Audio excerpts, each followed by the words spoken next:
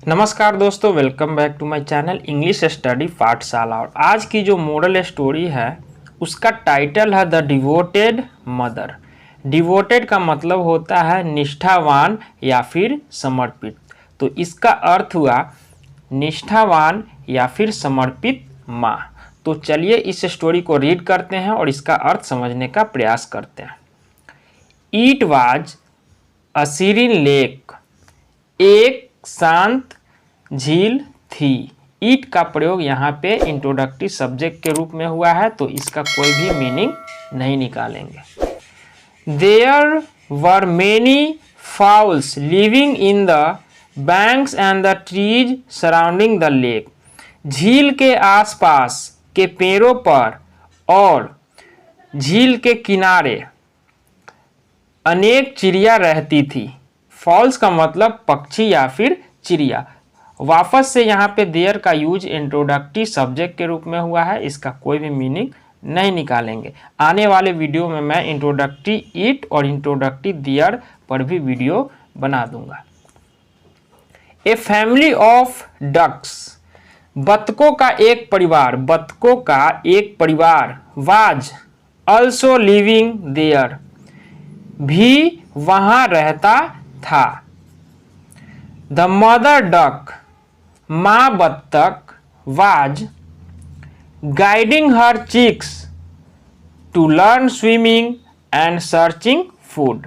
माँ बत्तख जो थी निर्देश करती थी, मार्गदर्शन करती थी अपने चूजों को। चिक्स का मतलब चूजे, अपने चूजों को मार्गदर्शन करती थी टू लर्न स्विमिंग, तैराकी सीखने में और भोजन तलाश करने में। लाइफ वाज वेरी हैप्पी, जीवन बहुत खुश था उनका। फॉर द फैमिली, परिवार के लिए जीवन बहुत खुश था। The duck and her chicks were swimming all over the lake, बत्तख और उसके चूजे तैरते थे पूरे झील में, all over the lake. And roaming around the banks, और किनारों पर घूमते थे। रोमिंग का मतलब हुआ यहाँ पे घूमते थे। They were enjoying life to the full extent. Extent का मतलब होता है सीमा या फिर हद। वे जीवन का आनंद ले रहे थे पूरे हद तक, पूरी सीमा तक। वन डे, एक दिन क्या हुआ? The duck saw a cunning fox hunting in the area. बत्तख ने देखा एक चालाक लोमड़ी को। Hunting in the area, hunt का मतलब होता है शिकार करना। क्षेत्र में शिकार करते हुए बत्तख ने एक चालाक लोमड़ी को देखा। The duck immediately came, immediately का मतलब होता है तुरंत या फिर फौरन। तुरंत आई, फौरन आई। एंड वार्न्ड द चिक्स, और अपने चूजों को चेताया, उसे सावधान किया। लुक माई चिल्ड्रेन, देखो मेरे बच्चे।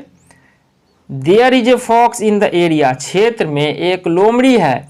बी केयरफुल, सावधान रहो, सतर्क रहो। When you come out of the lake, जब तुम झील से बाहर आओ तो सावधान रहो। ही माइट हार्म यू, वह तुम्हें नुकसान पहुंचा सकता है। Yes mother, the chicks replied in unison. Unison का मतलब होता है एक ही स्वर में, सारे चूजे ने एक ही स्वर में उत्तर दिया। हाँ माँ, ऐसा सारे चूजे ने उत्तर दिया। यूनिसन का मतलब एक ही स्वर में। The duck always kept an eye on her chicks.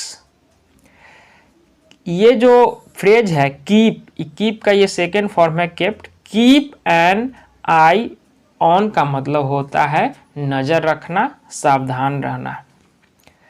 माँ बत्तख जो थी वह हमेशा अपने बच्चों पर नजर रखती थी। To safeguard, safeguard का मतलब होता है बचाना, सुरक्षा करना या फिर सुरक्षित करना। टू सेफ गार्ड देम, उन्हें बचाने के लिए, फ्रॉम द डेंजरस फॉक्स, उस खतरनाक लोमड़ी से बचाने के लिए माँ बत्तख हमेशा अपने बच्चों पर नजर रखती थी। तो चलिए इस स्टोरी में और आगे क्या होता है आगे देखते हैं।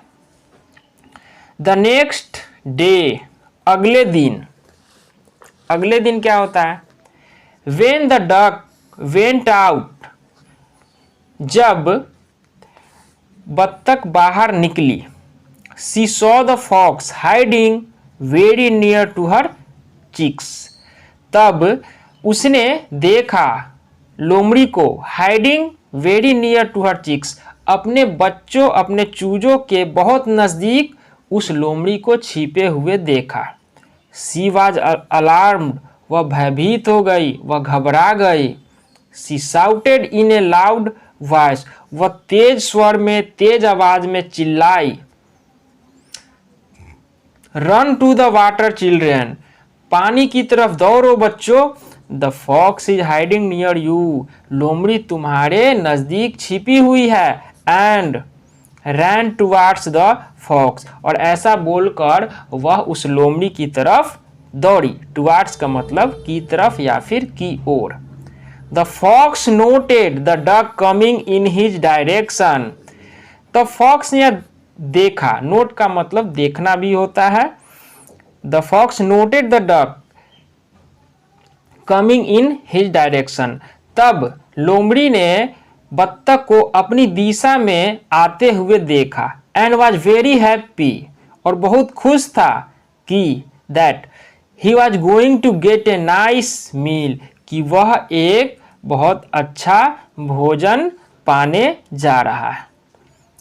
He waited for the duck, उसने बत्तख की प्रतीक्षा किया, उसने बत्तख के लिए प्रतीक्षा किया। टू कम क्लोजर, उसने बत्तख को और नजदीक आने का प्रतीक्षा किया। The duck came half way, तब बत्तख आधे रास्ते आ गई। टर्न अराउंड टू सी हर चीक्स, और वापस मुड़ी। टर्न अराउंड का मतलब मुड़ी। टू सी हर चीक्स, अपने बच्चों को देखने के लिए। Flutter safely into the water, पानी में फड़फड़ाते हुए देखने के लिए वह वापस मुड़ी। सी एक्टेड एज इफ, एक्टेड का मतलब हुआ यहाँ पे, एक्ट का मतलब अभिनय करना या फिर नाटक करना, और एज इफ का मतलब होता है मानो।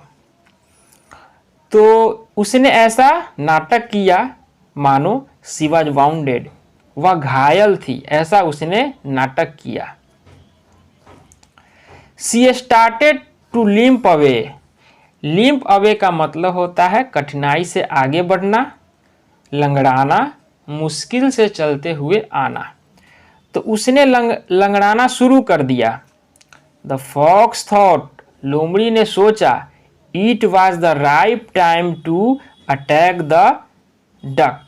राइट टाइम का मतलब होता है उचित समय, सही समय, पक्का समय। तो लोमड़ी ने यह सोचा कि यही पक्का समय है बत्तख पर आक्रमण करने के लिए। ही लिप्ड एट द डक, वह बत्तख पर कूदा। The duck weighted till the last moment, तब बत्तख ने अंतिम क्षण तक प्रतीक्षा किया। गेनिंग ऑल हर स्ट्रेंथ, पूरी ताकत हासिल करते हुए। सी फ्लैप्ड हर विंग्स, उसने अपने पंखों को फरफराया। एंड फ्ल्यू अवे, और उड़ गई। Just as the fox was about to grip her, grip का मतलब होता है पकड़ना, कस करके पकड़ना, जैसे ही लोमड़ी उसे पकड़ने वाली थी। Now the duck and her chicks were safely swimming in the water, अब बत्तख और उसके चूजे सुरक्षित रूप से तैर रहे थे इन द वाटर, पानी में। वाइल्ड, जबकि the fox had to search for food elsewhere, जबकि लोमड़ी को भोजन की तलाश कहीं और करनी परी। तो इस कहानी का क्या मोरल है? Mother's love has no equal, माँ के प्यार की कोई बराबरी नहीं। इस कहानी का यही मोरल है। और सच में माँ का जो प्यार होता है अपने बच्चों के लिए, वो प्यार कोई और नहीं दे सकता है। इस कहानी का यही मोरल है।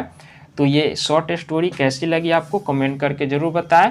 और साथ ही साथ चैनल पे नए हैं तो चैनल को सब्सक्राइब भी ज़रूर कर ले। इंग्लिश लैंग्वेज से रिलेटेड वीडियो मैं आगे भी इस चैनल पे डालता रहूँगा। इसी के साथ ये वीडियो समाप्त होता है। जय हिंद।